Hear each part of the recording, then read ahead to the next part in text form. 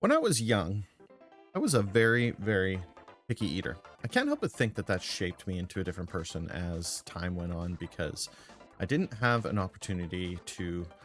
Sorry, that's not correct. I didn't give myself the opportunity to try new things. And that was a real big problem. As I was younger, growing into an older person, I quickly learned that having that limited view of the world, both from like a food point of view and honestly from a everything point of view, from games to movies to books to etc., I found that I was limiting myself to specific things that I thought I would like rather than what I actually did like. And so I wasn't actually willing to give things a try. And that's a real problem, especially as I came into adulthood and started enjoying cooking, because it turns out that onions are in a lot of dishes that you like. They just may be blended or finely chopped, and you might not actually even realize that they're in there.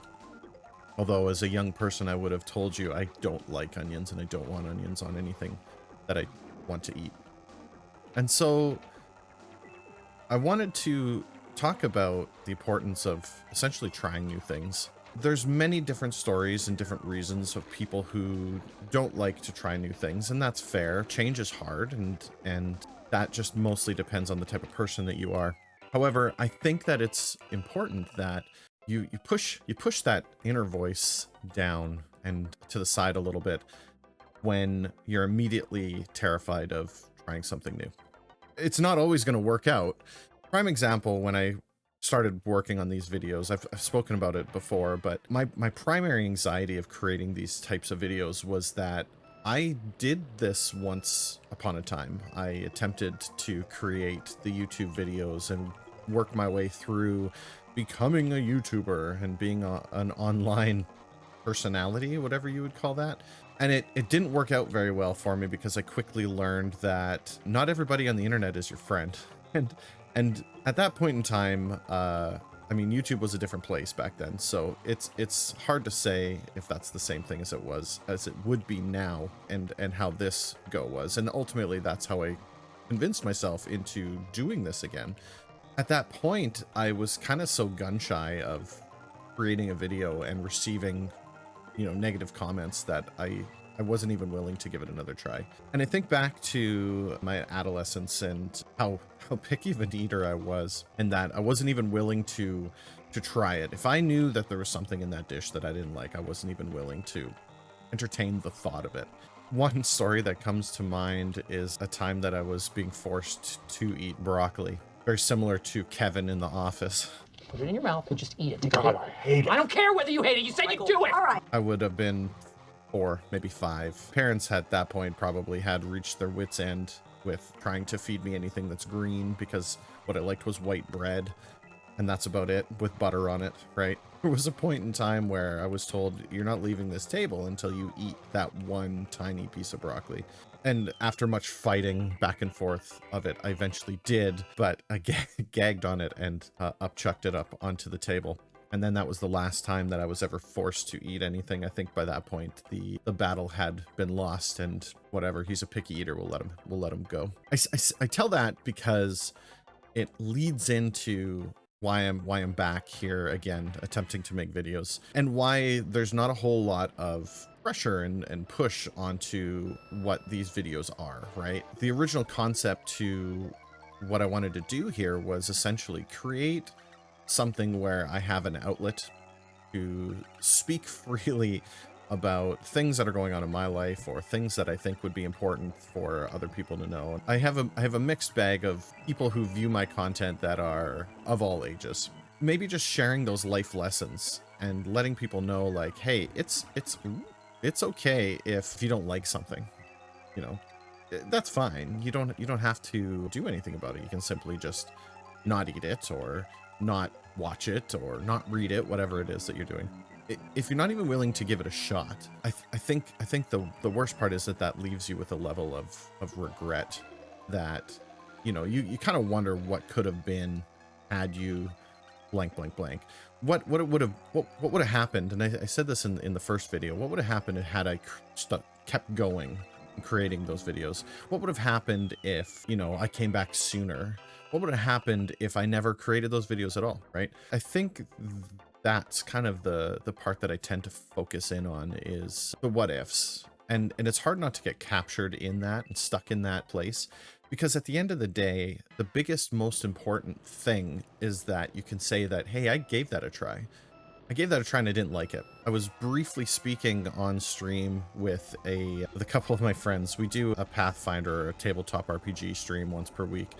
And I was briefly speaking with the folks that I play these games with that I wasn't the largest fan of Lord of the Rings, which is interesting because on paper, it would make sense that I am a fan, right? I appreciate the world and I appreciate the characters. I appreciate literally everything about Lord of the Rings, except I've never been a big fan of the story. And I was telling them this and I was kind of met with this like incredulous, like, what are you talking about? This is literally in your neck of the woods. Like, that's like you saying to us that you don't like Dungeons and Dragons. And I agreed with them. I said, I realized that I should enjoy this product, but I don't. I even went so far to say, you know what, why don't we do this? I will watch all of the Lord of the Rings films again. I will watch the extended editions because I was told that's the only way you're supposed to enjoy these. Obviously, the book would be the way to go, but unfortunately, between streaming and video creation and work and family and all that other stuff, there's just not enough time to read literal tomes, right? So I have to go for the next best thing. To come back to my point, I'm willing to give it a try, right? I'm willing to go out there again and go, you know what? I don't like this right now. I'm willing to give it a shot and see if I do like it down the road. Obviously, there's no downside to that. Either I do or don't. I put that time in and it is what it is, right? It goes back to what I was saying before about basically anything in your life. If there's something that you're putting off, I think that it's important that you give it a try, because at least that way you can say, you know what? I went there, I did the thing, and it's just not for me. And in that point, I think that that bucket holds a lot of water, right? When you say I don't like something and you didn't even give it a chance, immediately it's almost like your opinion goes out the window. Whereas where you say, these are the things that I tried, I don't like it. If you have an idea on how I might like it, right? Going back to onions, I hated onions as a kid. Now I don't make dishes without them. I found what I don't like about onions is the large portions I was receiving them in, whether they were diced really thick or they were literal rounds, right? When I bite into a hamburger or something and it's got so much onion that it literally makes a crunching noise, I don't like that kind of onion. But if you were to dice it finely or grate it or blend it into a sauce, I find that it changes the flavor so much that I do in fact enjoy that.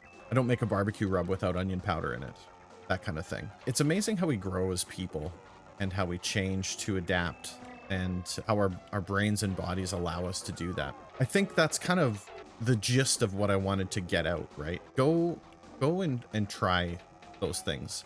Make sure that you are putting yourself out in a position that change is scary, but we're just going to try it once. We're just going to try it once and let's see what happens. I think that's really the most important, best advice that I can give you, is that there's nothing too scary that you shouldn't do it.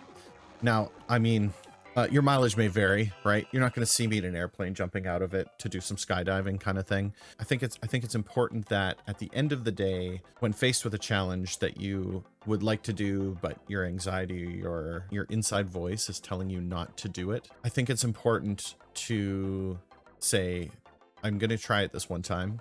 And if this doesn't play out for me, then it's no big deal. And that's about it. Go and try new things. Try new things, experience life. There's a lot out there for you, and I'm rooting for you. You can do it. Have a great one, everyone. That's it for this one. We'll see you in the next one. There's lots of other videos. Click the buttons. They're up there.